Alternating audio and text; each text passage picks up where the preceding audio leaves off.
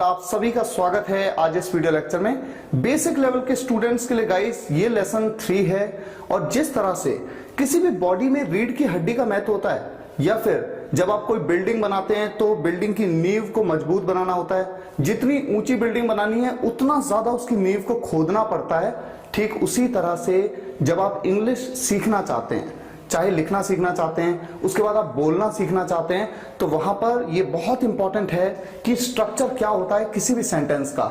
जैसे सेंटेंस में सब्जेक्ट क्या होता है।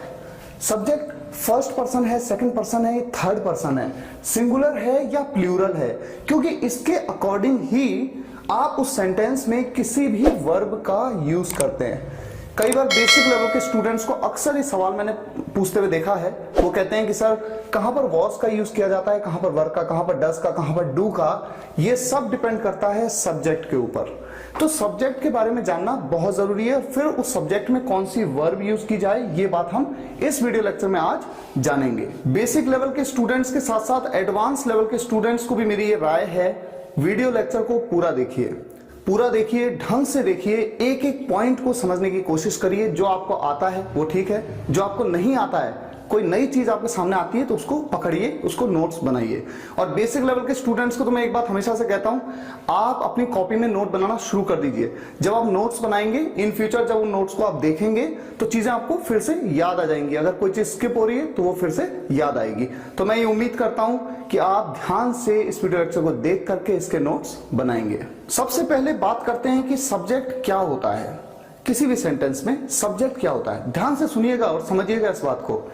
मैं आपसे कहता हूं कि सब्जेक्ट वो होता है जिसके बारे में उस सेंटेंस में बात हो रही हो। ठीक है, एक तो ये पॉइंट। दूसरा, अगर उस सेंटेंस में कोई क्रिया है, किसी क्रिया को करने की बात हो रही है, जैसे वो खेल रहा है, वो पढ़ रहा है, सो रहा है, रो रहा है, हंस रहा है, हंसना, रोना, सोना, ये सब क्या है? कोई काम है, किसी काम को करने की बात हो रही है इन सेंटेंसेस में। तो जो उस काम को कर रहा है वो होता है सब्जेक्ट। एग्जाम्पल लेते हैं। मैं आपसे कहता हूं कि राहुल एक अच्छा लड़का है। किसके बारे में बात हो रही है? राहुल के बारे में। तो सब्जेक्ट कौन है? राहुल। क्लियर? मैं आपसे कहता हूं कि राहुल फुटबॉल खेल रहा है। कौन खेल रहा है? खेलने के काम को कौन कर रहा है? राहुल। सब्जेक्ट कौन है? राहुल, क्योंकि बात किसके बारे में हो रही है? राहुल के। तो दोनों सेंटेंसेस में आपने देखा सब्जेक्ट कौन है? राहुल। लेकिन जब मैं आपसे कहता हूं कि राहुल के पापा एक अच्छे इंसान हैं, ऐसे सेंटेंस में होता यह है कि अक्सर बेसिक लेवल के स्टूडेंट्स कंफ्यूज हो जाते हैं। वो सोचते हैं कि यहां पर सब्जेक्ट है पापा। नहीं, पापा सब्जेक्ट नहीं है, क्योंकि पापा तो आपके भी हैं, पापा मेरे भी हैं, पापा किसी और के भी हो सकते हैं, किसी के भी पापा की बात हो सकती है। अगर आप कहते हैं कि सब्जेक्ट है पापा, पापा के बारे में बात हो रही है, तो किसके पापा? यहां पर पापा के बारे में बात नहीं हो रही, यहां पर राहुल के पापा के बारे में बात हो रही है। ना सब्जेक्ट राहुल है, ना सब्जेक्ट पापा, यहां पर सब्जेक्ट है राहुल के पापा। और इसी बात को जब हम लिखते हैं किसी सेंटेंस में तो हम किस तरह से लिखते हैं? राहुल के अपोस्ट्रोफी एस, राहुल्स पापा, फादर। फादर कहें, डैड कहें, पापा कहें, जो आप कहना चाहते हैं वो आप कह सकते हैं। एक प्रॉब्लम जो अक्सर स्टूडेंट्स फेस करते हैं, मैं आपके सामने शेयर कर रहा हूं क्योंकि मैं जानता हूं कि बेसिक लेवल के स्टूडेंट्स को बहुत दिक्कत होती है। अब देखिए, एक सेंटेंस है, बहुत ही सिंपल सेंटेंस है, मेरी 2 बहनें हैं। मेरी 2 बहनें यानी मेरी 2 सिस्टर्स हैं। जो स्टूडेंट्स हिंदी नहीं समझते हैं, कोई प्रॉब्लम नहीं है, आप मेरे को सुन रहे हैं, समझने की कोशिश करिए। मेरी 2 बहनें हैं। आप में से अधिकतर स्टूडेंट्स ये सोचेंगे कि सब्जेक्ट है मेरी, ये है सब्जेक्ट। और मेरी के लिए अधिकतर बेसिक लेवल के स्टूडेंट्स क्या गलती करते हैं? मेरी के लिए लगा देते हैं माय, क्योंकि माय मतलब मेरा या मेरी। ऐसा नहीं है। क्यों नहीं है? जब मैंने कहा आपसे मेरी 2 बहनें हैं, अपने आप से एक सवाल पूछिए, कौन है वो जिसकी 2 बहनें हैं? कौन है वो जिसके बारे में बात हो रही है? वो बात हो रही है मेरे बारे में। तो कौन है वो? मैं हूं वो। तो सब्जेक्ट यहां पर क्या है? मैं, न कि मेरी। और अगर आप ऐसा कहें कि मेरी सब्जेक्ट है, तो जब आप इंग्लिश में इसको ट्रांसलेट करते हैं तो कभी ये मत सोचिए कि मेरी के लिए आप यूज करेंगे माय। ऐसा नहीं है। सब्जेक्ट वो है जिसके बारे में बात हो रही है। यहां पर किसके बारे में बात हो रही है? मेरे बारे में। कौन है सब्जेक्ट? मैं। इस तरह से। अब इसी तरह का एक सेंटेंस देखिए, मैं आपके सामने लिखता हूं, उसके पास मोबाइल है। उसके पास मोबाइल है। कोई लड़का है, उसके पास मोबाइल है। आप में से अधिकतर स्टूडेंट्स कंफ्यूज होते हैं, सोचते हैं कि सब्जेक्ट है उसके। जैसे यहां पर सब्जेक्ट क्या था, मैं। कौन है वो, मैं। आई का यूज करेंगे। ठीक इसी तरह से यहां पर सब्जेक्ट आप सोचेंगे उसके, उसके नहीं। कौन है वो जिसके पास मोबाइल है, वो। एक लड़का है, मैंने कहा वो या वह आप इस तरह से कहते हैं। जिसके लिए आप किसका यूज करते हैं, ही का, क्योंकि वो एक है। उसके पास मोबाइल है तो सब्जेक्ट है वो। अगर मैं कहता उनके पास मोबाइल है, उनके पास मोबाइल हैं लगाया मैंने क्योंकि वो एक से ज्यादा हैं।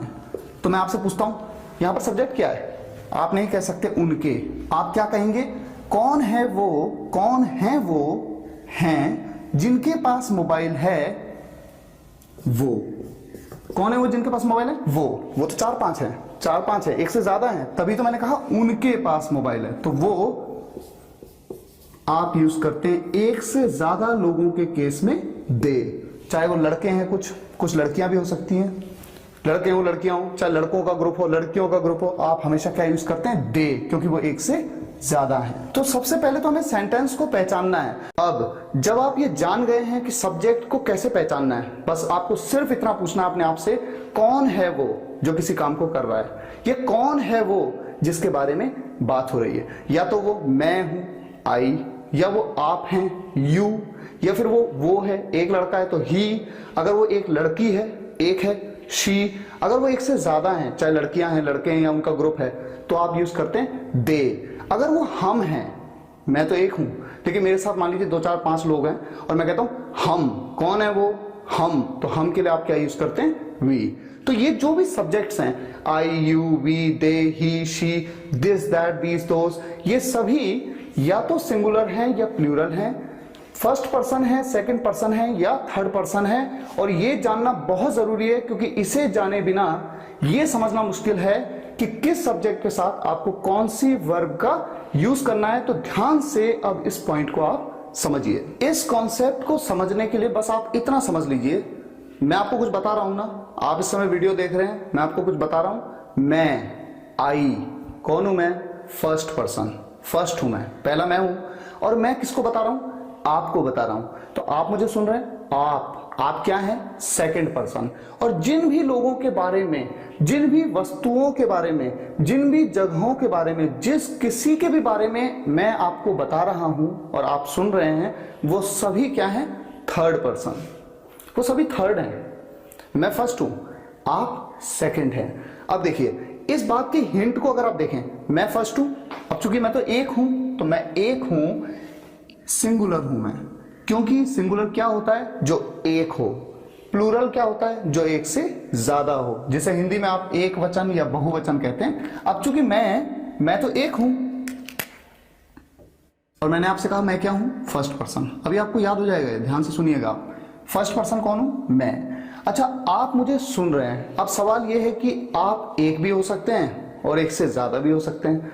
अब कभी आपने सोचा है, एक आदमी खड़ा है, मैं उसको कहना चाहता हूं कि आप अच्छे हो, तो मैं क्या कहता हूं, यू आर गुड। उसको मैं क्या कहता हूं, यू, ठीक है, वो एक है। और अगर सोचिए यहां पर 5 लोग खड़े, यहां पर भी 5 लोग खड़े हैं, 2 टीमें हैं, ये अच्छी हैं, ये अच्छे हैं, ये वाले, और मैं कहता हूं आप अच्छे हैं, तो मैं क्या कहता हूं, यू आर गुड। आप अच्छे नहीं हैं, आप अच्छे हैं, यू आर गुड। तो फिर भी मैंने यू कहा, वो एक हैं तो भी मैंने यू कहा, वो एक से ज्यादा है तो भी मैंने यू कहा।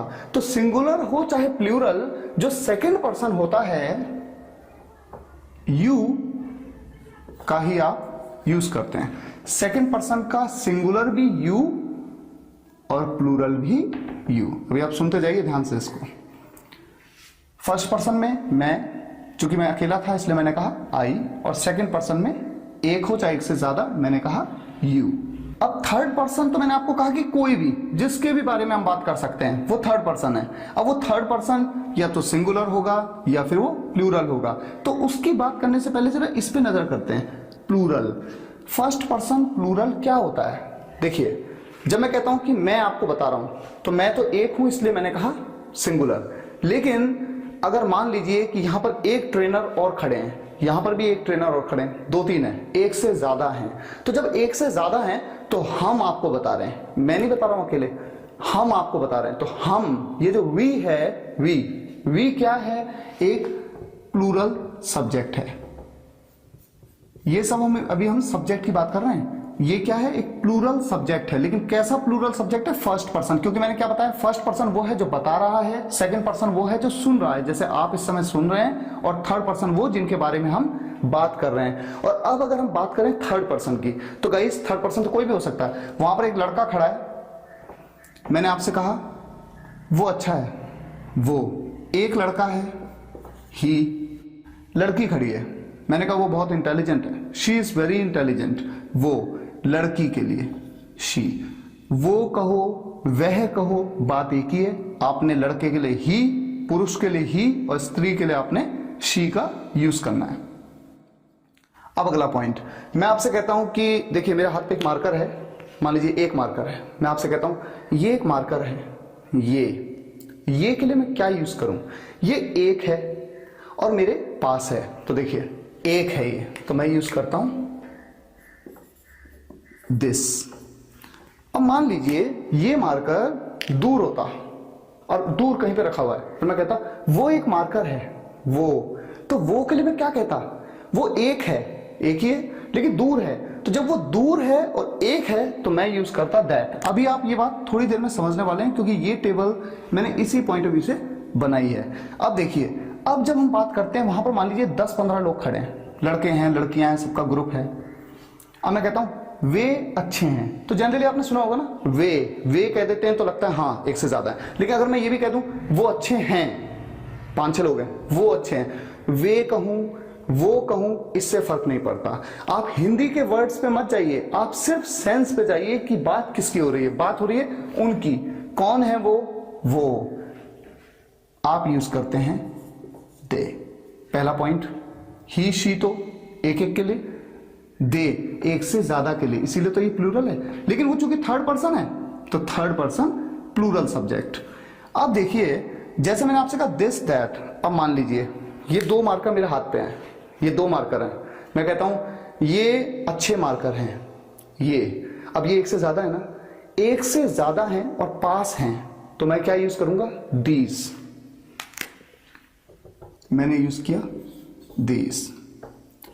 ये दोनों मार्कर दूर पड़े हुए हैं और मैं इनकी तरफ देख के कहता हूं ये अच्छे मार्कर हैं, ये नहीं, सॉरी, मैं क्या कहूंगा? वो अच्छे मार्कर हैं, वो या वे अच्छे मार्कर हैं। वहां पर मैं वे के लिए, दूर है ना वो, तो दूर के लिए मैं क्या यूज करूंगा?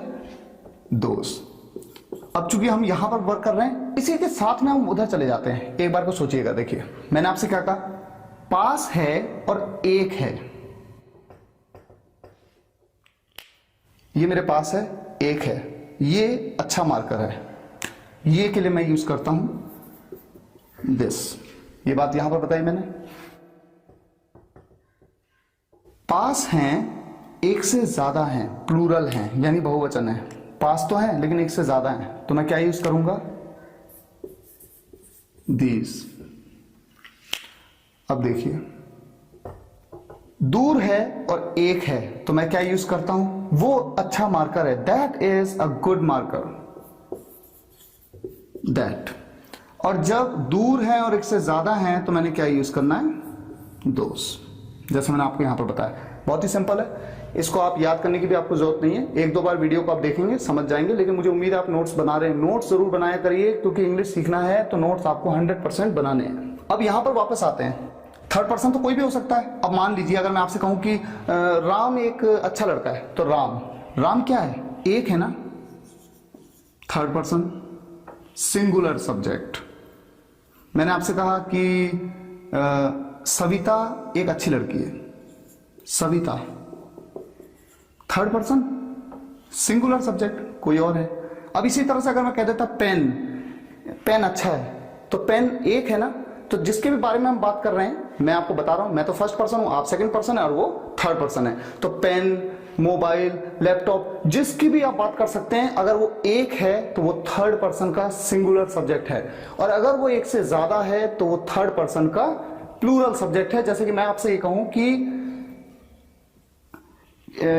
किताबें अच्छी हैं, किताबें, अब वो एक से ज्यादा है, books, third person plural subject. ये मैं आपसे कहता हूं राहुल और अमन घूम रहे हैं, तो आप उससे कहते हैं कौन घूम रहे हैं, मैं कहता हूं राहुल एंड अमन। कौन है वो जो घूम रहे हैं, राहुल एंड अमन, तो राहुल एंड अमन मेरे सब्जेक्ट हैं, और सब्जेक्ट मेरा कैसा सब्जेक्ट है, चूंकि वो एक से ज्यादा हैं इसलिए वो है third person singular plural subject. Guys मैं आपको एक्सप्लेन कर रहा हूं, थोड़ा लंबा आपको लगेगा, थोड़ा बोरिंग भी हो सकता है, आपको लगेगा कि थोड़ा बोर हो रहा है, लेकिन ध्यान रखिए बोरिंग तो लगेगा क्योंकि मेहनत तो करनी पड़ेगी। मेहनत करेंगे, बार बार चीजों को सुनेंगे तो चीजें याद होंगी। और आप चूंकि बेसिक लेवल पे हैं, मैं ये नहीं चाहता हूं कि जल्दी जल्दी आपको सब कुछ बता दिया और केवल वीडियो की फॉर्मेलिटीज को पूरा कर दिया। ध्यान से सुनते जाइए और समझते जाइए। तो इस तरह से आपने ये तो समझ लिया कि सब्जेक्ट होता क्या है, और साथ ही साथ first person singular I, first person plural subject we, second person का सिंगुलर कोई आपसे पूछे तो आप कहते हैं यू, और सेकंड पर्सन का प्लूरल भी यू। थर्ड पर्सन का सिंगुलर कोई भी, जिसके भी बारे में आप बात कर सकते हैं, कोई भी, चारपाई, duster, mobile, mouse, laptop, camera, mobile, pant, shirt, कुछ भी, वो क्या है, थर्ड पर्सन सिंगुलर। और जो एक से ज्यादा है, जैसे मोबाइल्स, पेन्स, शर्ट्स, कमीजें, पैंटें, या फिर लैपटॉप्स, या फिर तकिए, या फिर चादरें, जो भी एक से ज्यादा है वो क्या है, plural subject, third person plural subject. अब आ जाते हैं इस पार्ट पे। यहां पर देखिए क्या लिखा है, वर्ब। इंग्लिश में 3 वर्ब्स का बहुत बड़ा रोल है। आपको पता होना चाहिए कौन सी वो वर्ब्स हैं, और आपको ये पता होना चाहिए किन सब्जेक्ट्स के साथ में वो वर्ब्स यूज की जाती हैं। तो देखिए वर्ब्स की जब हम बात करते हैं, 3 वर्ब्स की फैमिलीज हैं। फैमिली का मतलब परिवार, आप समझ सकते हैं। बी फैमिली, बी परिवार, डू फैमिली, डू परिवार, और हैव फैमिली, हैव परिवार। ये 3 ही हैं जो पूरी तरह से कंफ्यूज कर देते हैं हमको, और हम इंग्लिश के सेंटेंसेस में कंफ्यूज होते हैं कि किस सब्जेक्ट के साथ किस वर्ब का यूज किया जाए। अब पॉइंट ये है, बी फैमिली की ये वर्ब्स हैं इज, एम, आर, वॉज, वर और विल बी। प्रेजेंट में इज, एम, आर, पास्ट में वॉज, वर, फ्यूचर में विल बी। डू फैमिली की वर्ब्स हैं does, do, did, will do. Does और डू प्रेजेंट में, डिड पास्ट में, और विल डू का यूज आप करते हैं फ्यूचर में। हैव फैमिली के अंदर हैज और हैव प्रेजेंट की हैव फैमिली की वर्ब, हैड जो है ये पास्ट की वर्ब है हैव फैमिली की, और विल हैव ये फ्यूचर की वर्ब है। यहां पर एक बहुत बड़ा क्वेश्चन जो अक्सर स्टूडेंट्स पूछते हैं वो ये कि सर आपने शैल का यूज क्यों नहीं किया। गाइस शैल का यूज अब टेंस के स्ट्रक्चर्स में नहीं किया जाता। सब्जेक्ट सिंगुलर हो चाहे प्लूरल, आपने यूज करना है विल। शैल का यूज किया जाता है केवल as a modal helping verb. Modal can, could, should, shall वहां आता है। टेंस के स्ट्रक्चर्स में या किसी भी तरह के और सेंटेंसेस में शैल का यूज नहीं आएगा, आप हमेशा यूज करेंगे विल का। चलिए अब हम बात करते हैं कि किस सब्जेक्ट के साथ किस वर्ब का यूज किया जाएगा। कॉन्सेप्ट बहुत ही सिंपल है, ध्यान से सुनिएगा एक बार। देखिए did, had, will be, will do, will have, सभी सब्जेक्ट्स के साथ इन 5 का ही यूज किया जाता है। ऑल, यानी इसका मतलब यह है अगर कोई आपसे पूछे कि हैड का यूज किस तरह के सब्जेक्ट के साथ होता है, तो आप क्या कहेंगे, सभी तरह के सब्जेक्ट के साथ में होता है। फर्स्ट पर्सन हो, सेकंड पर्सन हो, थर्ड पर्सन हो, उसके सिंगुलर हो, प्लूरल, किसी के साथ भी आप हैड का यूज ही करोगे।